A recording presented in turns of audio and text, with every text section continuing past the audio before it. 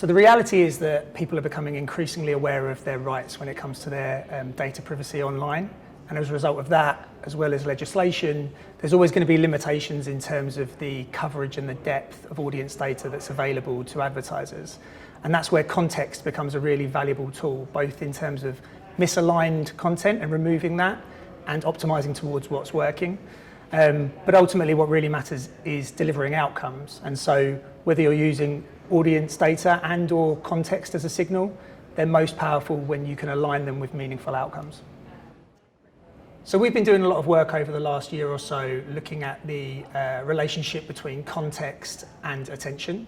And we've been prioritizing working with partners who use eye tracking technology and combine that with behavioral signals via AI modeling.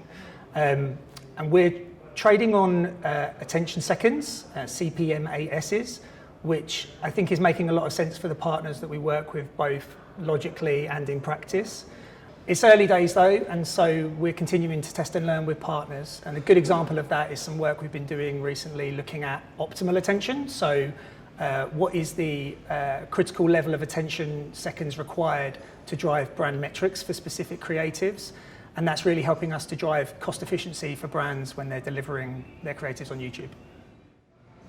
So I think the implications of AI at the moment are relatively unknown, but needless to say, the implications are vast. I think what is safe to say is that it's going to place an even greater onus on safety and suitability. And whilst verifying content for its suitability and its authenticity is nothing new, AI is going to make it a lot easier to produce content that could potentially be misleading or inauthentic.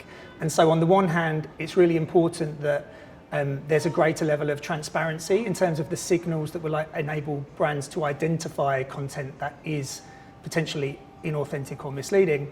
And on the other hand, a need for some greater rigor in terms of industry standards and legal frameworks to mitigate the potential risks.